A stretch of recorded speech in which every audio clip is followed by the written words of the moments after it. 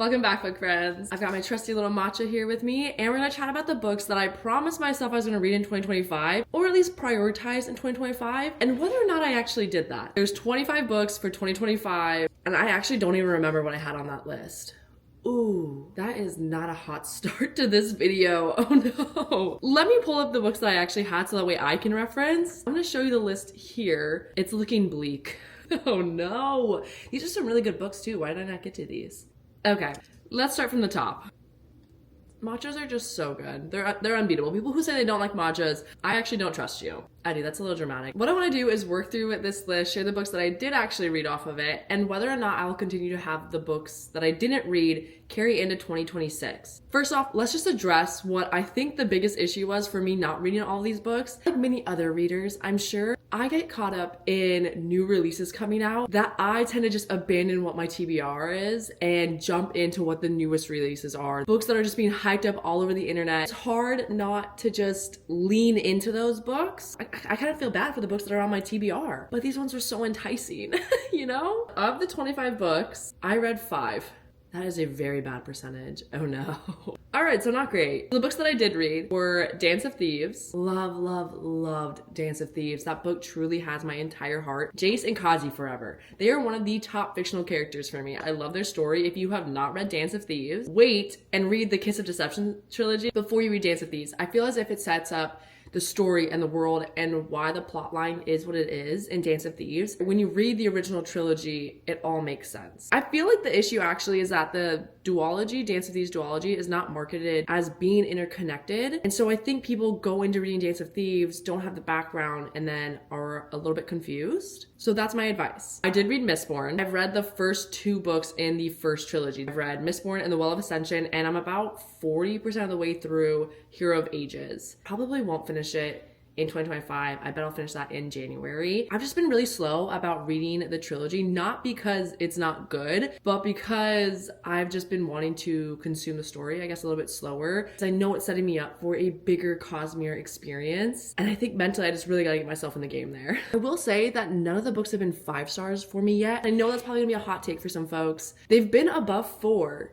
but they just haven't given me that 5-star feeling yet. Very slow if Hero of Ages will do that for me. I have really been enjoying it, but again, it's still hovering around that 4-star mark. Since we're talking about Brandon Sanderson, maybe I actually shouldn't count it as a complete read yet, but I know I'm going to read it before December's over, and that's Trust of the Emerald Sea. It is so cute. It starts out feeling so cozy, and then now we're on this quest and this adventure, and it's very pirate aesthetics. I think that the narration aspect of it is really fun and different. I love whenever there's an animal companion or familiar and it's a rat. That's awesome. In a weird way, maybe if like you're not a rodent person, that's like, what? I'm not a rodent person. Hang on. Let's not get confused, okay? I personally want to own one, but I just think that in a story setting, a rat is kind of a fun companion, okay? It's kind of giving Ratatouille a little bit, you know? The other book off this list that I did read is the Clockwork Angel trilogy. I loved it so much. This is the first time I've read Cassandra Clare and fully remember it. I think that I might have read the Mortal Instruments original series, some of the books,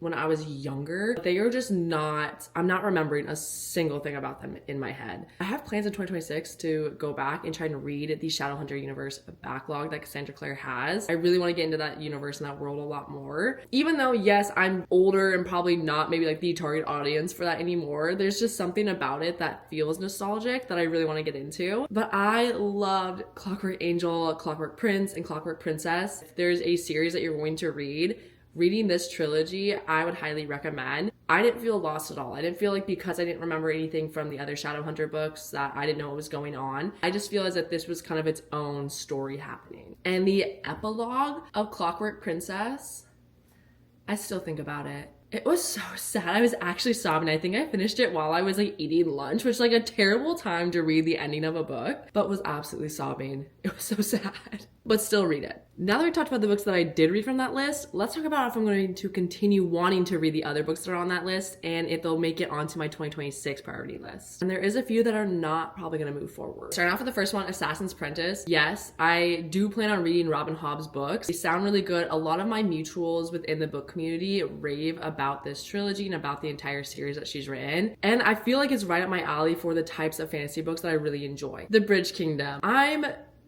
I'm gonna say yes because I bought it when it was like $1.99 on a Kindle deal. And because of that, I do plan on probably seeing myself read it in 2026. I feel like that'd be a waste to get a book and then not read it. But I'm not chomping at the bits to read it right away. Probably actually see myself maybe reading these duologies later in the year. And again, I always say that about myself and that I'm gonna push series off and then randomly they just pop up and I'm like, why did I never read these? Yeah, I'm on just such a far tangent right now. Let's get right back into talking about books. For She Is Wrath, yes, I want to read this because I know it's a standalone, and having a standalone book to read is actually so nice when you're so caught up in all these other fantasy series. I feel as if there's other books with similar inspiration that I'm wanting to read more. Maybe that's a hot take. Before I talk about Air, I have to talk about An Ember in the Ashes. I definitely plan on reading both of these series of books, hear incredible things about them, and they're only 4 books long and then 2 books. Like, that's super easy to read and consume. So yes, I do plan on reading those in 2026. The Sword of Kaigen, I'm actually so scared to read this book because everybody talks about how emotionally devastating it is. And I love books like that, but I do have to be in the right headspace for it. And I have to not be mentally drained. A book that I read later in the year, Metal Slinger. Yes, I actually have this on my physical TBR. I bought it at a cute local bookstore. I created a physical TBR jar so that way I can pick from it and start reading books that are on my physical TBR. And so it's in that jar. I just have not pulled it yet. And the second book comes out in 2026, early 2026. So it's perfect timing. Zodiac Academy. No, I'm actually just gonna take this entire series off my TBR. I think that I've realized that it is just not for me. Not that I have read it yet, I just think that I've missed the window to really enjoy that series. And it's like 9 books or something. From what I've heard from a lot of people that I trust within the book community, it's that after like the 4th book, it just doesn't feel as if it's necessary for the rest of the series. Maybe I'm wrong. Maybe there's like some Zodiac Academy lover that's gonna see this video and be like, actually, you're wrong. Here's why you need to read it. Please feel free to tell me. But as of right now, I'm taking that off my list. I am adding on their other new book, Hollow, though, because that feels very different, and that one does seem right up my alley with the trial and every other aspect to it. The book itself looks absolutely stunning, so it's definitely caught my eye. House of Bane and Blood. It's not a priority for me to read. However, every time I'm at the bookstore, I see it and I'm like, ooh, you're cute, but you're not coming home with me. I think that when that's the case, I probably just need to shelve it for a maybe I'll read it, but it's not a priority for 2026. Unmaking of June Farrow. I actually think I'm gonna shelve this for a maybe down the road, but it's not a priority. The book I actually want to read by her is Fallen City. I've heard really good things about that, and that book seems to be more maybe up my alley for one that I would really, really enjoy. I'm sorry. A Fate Inked in Blood, no. I think I'm just gonna move this off my list. My sister-in-law actually read this duology and she thought the first one was really good, but she said the second one put her into a book slump. And I'm trusting her opinion and a lot of other opinions I've seen on the internet that seem to like the first book, but the second one didn't live up to the right hype. So I think I'm just gonna move that one off my list as well. Marked by Destiny, I'm gonna keep this on my list because I had the author reach out for me to read an arc of her new standalone, The Castle of the Cursed, and I really enjoyed that book. I know that Marked by Destiny is completely different and much more fantasy and plot focused rather than romance focused like her standalone was.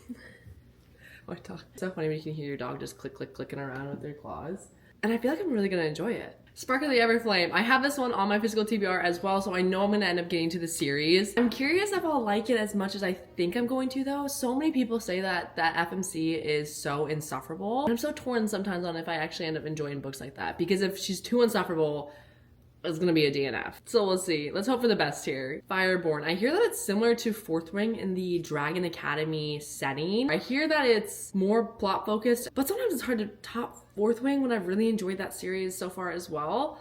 Anybody else feel like comparisons to really popular series sometimes set up false expectations for another book? Because sometimes that's how I feel. The Shadow of the Gods.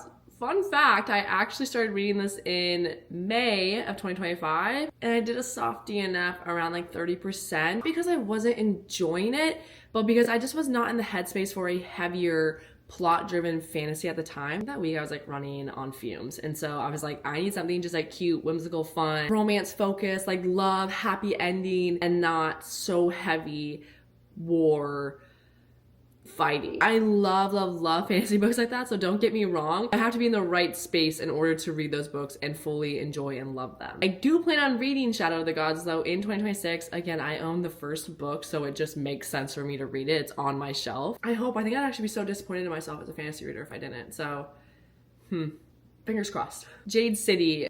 It's not the highest priority for me, but I do think I'm gonna keep it on this list for 2026. I would love to get to the trilogy. And again, a lot of other mutuals that I follow say it's so great, they loved it. And then I've had other ones that said that after the second book, they DNF'd it because they didn't like it as much. It's just gonna be one of those situations where I'm gonna pick it up, I'm gonna see if I end up liking it or not. I typically know within the first half of a book if it's worth continuing to read or not within that entire series. Foundryside, I actually soft DNF'd this book as well early in the year, so I think I'm just gonna take it off my list. I can't fully remember why I DNF'd it. I just remember not really vibing with it the way that I thought I was going to, and there was other books at the time that were capturing my attention more, so it just kind of made sense for me to just push that one off. I've heard the series is so good, it's incredible, but it just, I don't know. I think I really have to be convinced to pick that series back up when there's so many other series that seem more enticing to me. And Academy for Liars, this one was also a DNF for me. Wow, a lot of DNFs here near the end of this list.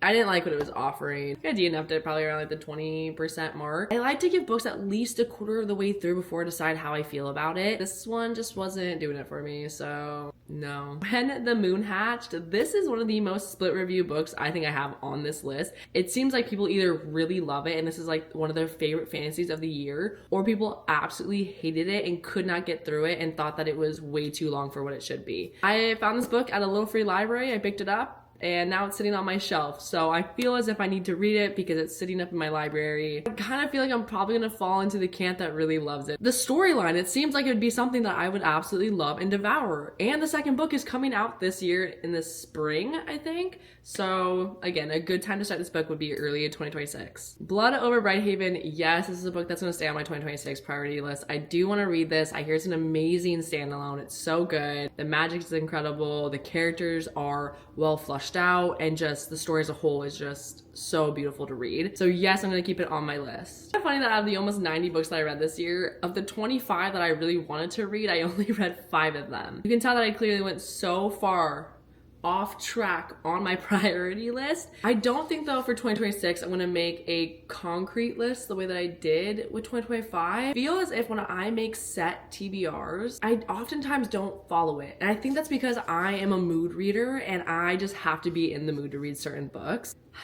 Kind of like just having like a seasonal hopeful TBR. Maybe that's just what I do. I do like a hopefuls rather than I have to read this. Yeah, okay, well, thanks for sticking around to hear me yap about books. I want to know though, before you all go, what is a book that was on your 2025 priority list that you did read and you absolutely loved? Let me know. All right, bye friends.